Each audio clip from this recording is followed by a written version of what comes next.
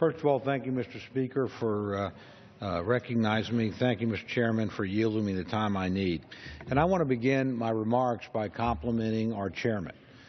Quite frankly, I don't know anybody that spent more time on this issue and devoted more thought to it than the chairman. He took a Codell down to the region. Our first stop was in Peru, where we stopped at a naval research station. It's been there for many decades. Their purpose normally is to look at tropical diseases, which they're doing, but they've now switched their efforts primarily to Zika, just as they should. So we were on top of this early. Then we went to Brazil, and under the chairman's leadership, we had the opportunity to meet with the Center for Disease Control people on ground and also talk to our colleagues in the Brazilian government about the appropriate ways to move forward in this that were done thoughtfully and responsibly. What the chairman has laid before us is essentially a three-part plan that funds all the administration wants to do. The first is the initial $600 million that would not had the chairman not directed the administration to immediately use available funds. Now, when we passed money for Ebola, if you go back and look at the legislation, it was not only for Ebola, it was for Ebola and other infectious diseases. And frankly, the money there may well be more than we need for Ebola. But in any case, it's going to be spread over several years. So because the chairman pushed hard on this, we actually have $600 million available immediately. And the message of the administration was start spending what you need to do now. The second piece of this three-part plan is the bill that's in front of us today. It's over $600 million, as the chairman pointed out. This is two-thirds, essentially, of what the administration has requested, and more than they requested in this fiscal year. And remember, this bill is only for this fiscal year. So the next third will come in the bills that are presented by my subcommittee, the Labor H, and by my good friend Chairman Granger's subcommittee, the Subcommittee on State and Foreign Operations. So if you actually look at the total amount provided, it's about what the administration has requested, and it arrives in a timely manner to meet all their needs. The one single critical difference is what the chairman has provided is fully offset. Now, my friend and my very good friend from New York mentioned that in emergencies we don't normally offset. The reality is we do offset when we can.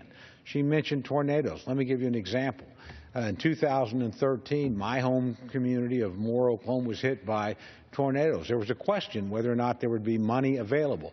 There was, in fact, money available. That money was in the FEMA Disaster Relief Fund. There was more than enough money in there that had already been appropriated to use. That's what's true here again today. We have more than enough money in the that we appropriated 2 years ago to actually take care of the initial phase of this and any other problem that comes up.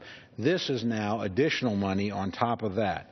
So the wise thing, it seems to me, is to actually use the funds that you've set aside for these purposes. First $600 million from the Ebola money and infectious diseases. The next would be this.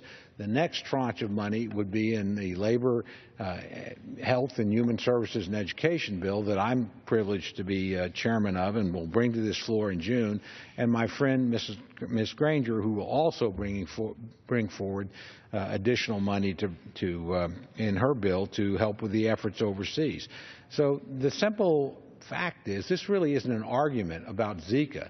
It's an argument about whether you'll pay to take care of the needs that we have. We have more than enough funds in what we've already voted on, what we'll vote for here, and what we'll provide next year to actually take care of the problem.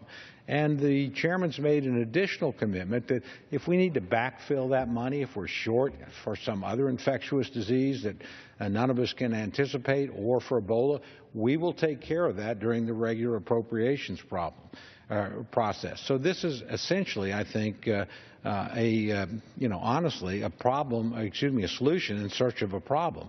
The money is here. We have the money. We're appropriating the money. The administration has not failed to do one thing it wanted to do because of lack of money. The money is available. The real question here is, are you going to offset that money and make sure that we don't add another $1.9 billion to the national debt by using the money you've got available, or are you just going to simply charge it to the national credit card? And that's what my friends on the other side, with the best of intentions, I'm sure, are actually advocating. Let's just put the country $1.9 billion deeper in debt, as opposed to using available resources, appropriating additional resources and offsetting them, and then using the normal appropriations process to go forward. So I want to commend the chairman, honestly, for being thoughtful, careful, and prudent with the taxpayer dollars. That's what this is all about. If we work together, we can provide all the money that the administration needs without increasing the national debt. If we do what our friends on the other side suggest, we'll simply add $1.9 billion more. And at the end of the day, we won't be in any different place than we'll be under the chairman's plan. So with that, Mr. Speaker, I would recommend that we pass this legislation, build on top of the $600 million we've already provided, allow Ms. Granger and myself to bring forward to the full Congress the additional funds that they need in the normal appropriations process. Remember, this $1.9 billion isn't needed today. It's needed over a multi-year period, and we're providing it over a number of years, and we're doing it without adding to the national debt. So it seems to me pretty clear we actually both sides have the same aim here.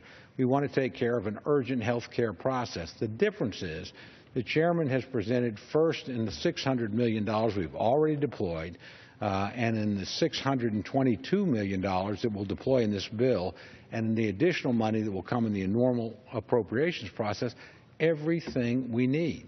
So in some senses, this argument is an argument we don't need to have unless your aim is simply to have $1.9 billion more. So with that, I want to thank the chairman for what he's done. I look forward to continuing to work with my friends on the other side of the aisle. At the end of the day, we'll have more than enough money. The difference will be we will not have added 1 cent to the national debt. With that,